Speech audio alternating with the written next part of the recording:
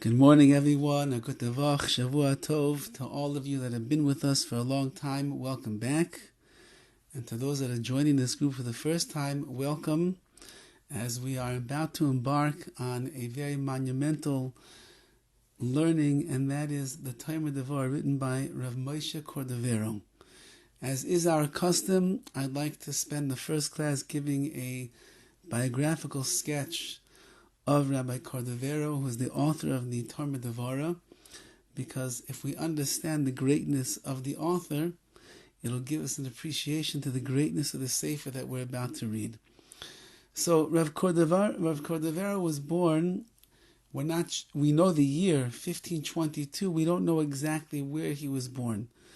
The last name Cordavero, it gives us reason to believe that he was from Cordavero, or the family at least was from Cordavero in Spain, and that they were most likely exiled from Spain in 1492 by the Inquisition, and at a young age he ended up in Sfas in Eretz Yisrael.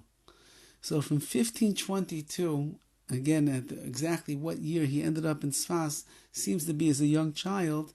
He was already known as a young boy as a prodigy, as a genius, and as a young man of tremendous understanding and breadth and depth in his Torah knowledge. So much so that at the young age of 16 years old in 1538, he received a very elite smicha from one of the head rabbanim in Sfas, Rabbi Rav, and there were three other sages that were given smicha at this time together with him. One of them was Rav Yosef Cairo, who is the author of the Beis Yosef, who really is the codifier of Shulchan Aruch and all the Jewish law that we have. Yosef Cairo was much older than Rav Moshe Cordavero at the time, and yet he received the smicha, and Rav Cordavero also received it, and he's 16 years old. He was already giving shiurim. He was assigned as a dayan, as a judge in Sfas. He was a giant Talmudic scholar. At the age of 20, in 1542, the RAMAK, that is how he is known, Rav Moshe Cordavero, Reish Mem Kuf, the RAMAK. The RAMAK heard a heavenly voice that was urging him to study Kabbalah with his brother-in-law. His brother-in-law was of Shlomo Alkabetz, who was the composer of the song that we sing every Friday night in Shul, L'Chadoidi. Rav Alkabetz was a great Kabbalist himself, and the RAMAK heard this voice from Shemayim, from the heavens, that told him, go and begin learning Kabbalah with your brother-in-law. So he's 20 years old, and he begins delving into the mysteries of the Zohar, which we know was compiled by Rav Shimon Bar Yochai, and the young RAMAK mastered the text of the Zohar completely. However, since that the Zohar is written in a way that is vague, often vague, and there's not a discernible structure that could be found, he was looking for more clarity. So he wrote two svarim to explain the deepest mysteries and complexity of the Zohar.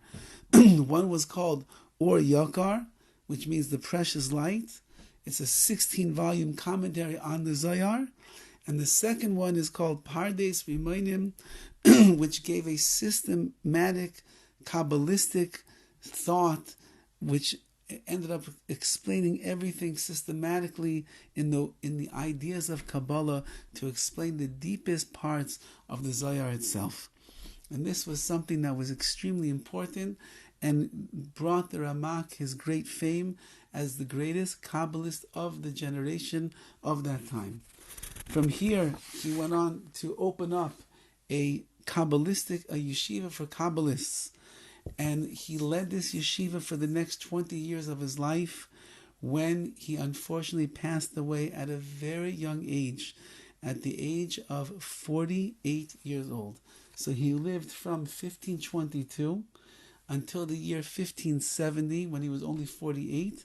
In the last 20 years of his life, he had a Kabbalistic yeshiva where he was teaching the greatest disciples that would come from him. Amongst them, Rav Dovid, who was the author of the Reshis Chachma, Rav Chaim Vital, who became the official recorder of all the teachings of the Arizal, and of course the Arizal himself, who became the master Kabbalist after the Ramak. Now, legend has it that shortly before he passed away, they were gathered together and they realized that he was quite ill and that he was going to leave this world. And the Jewish people of Tzfas, who knew that their master, the Ramak, was the head disseminator of Kabbalah in the world, who is going to take his place afterwards. And the Ramak said the following: I'm soon going to leave this earth, but after my death you should know there will be someone who will replace me. And even though you'll see that many of the things that he's going to say will seem to contradict the teaching that I've left you with, you should know that they stem from the same source as mine, and they're absolutely true. There is no steer, there will be no contradiction. The person who is going to emerge in my place is a spark of the neshama of Rabbi Shimon Bar Yochai, and if you oppose him, you're actually opposing the Shekhinah, the divine presence itself. And he gave them a sign, how you know who this person is. He said, the name I can't tell you. He said, but whoever will see the cloud, the pillar of the cloud that will be at my funeral procession and will be in front of my coffin, he is going to be my successor. A few weeks later, on the 23rd day of Tammuz, in the year of 1570, the RAMAK, Rav Moshe Cordavero, passed away. And everyone was stunned by the news of his loss, and everybody came to his funeral and to eulogize him. Amongst them was the great Arizal, who ended up coming after him.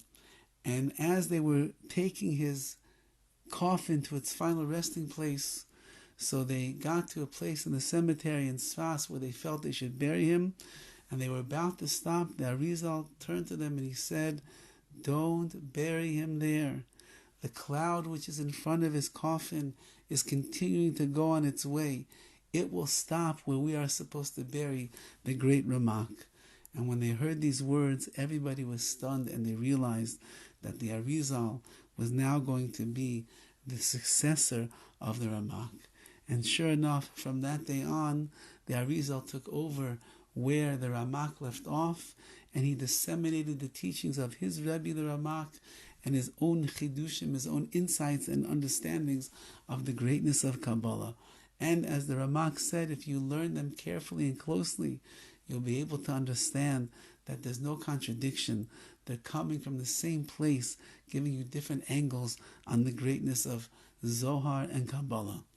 Now, one of the greatest books, which the Ramak is most famous for, is the DEVORAH, the palm tree of DEVORAH, in which he goes through the 13 attributes of mercy of HaKadosh Baruch Hu, and the premise is that our obligation and our job in life is to be medama ourselves, to liken ourselves and emulate the 13 attributes of mercy of HaKadosh Baruch Hu.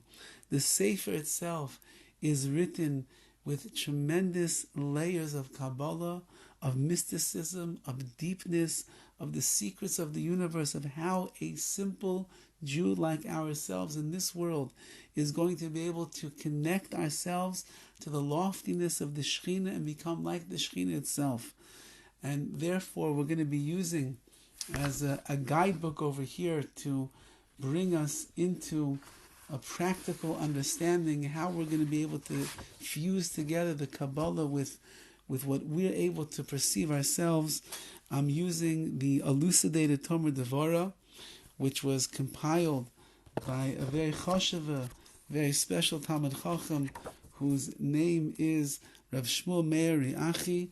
I believe he's in Eretz Yisrael, and he takes commentaries of the Ramak from the Pardes Rimonim, from the Or Yakar, which is his commentaries on the Zohar, to be able to explain the deepest parts of this work, so that we ourselves should be able to understand it down here as well. So we are learning a sefer that was written by perhaps the greatest Kabbalist maybe that the world had ever seen since Rav Shimon Bar Yochai. He is the one that was able to pass over that wisdom to the Arizal, and we are the beneficiaries that we have his great sefer, the DEVORAH, which is going to teach us how to be a person that is able to walk with every step that they take in the image of the Ribono Shel Olam. And in these times that we are living in right now, where the mission and the task of every Yid is to be marbe kvod shemaim, to increase the honor to heaven, to be able to bring more of the Shekhinah to this world, the way in which we can do it is to become a part of the Shekhinah ourselves, and that is what we are embarking upon as we learn together the great work of the Ramak, the DEVORAH. And Mi'ez Hashem will start the text itself tomorrow, and now at least we have an understanding of the greatness of the man behind this sefer. Have a wonderful day.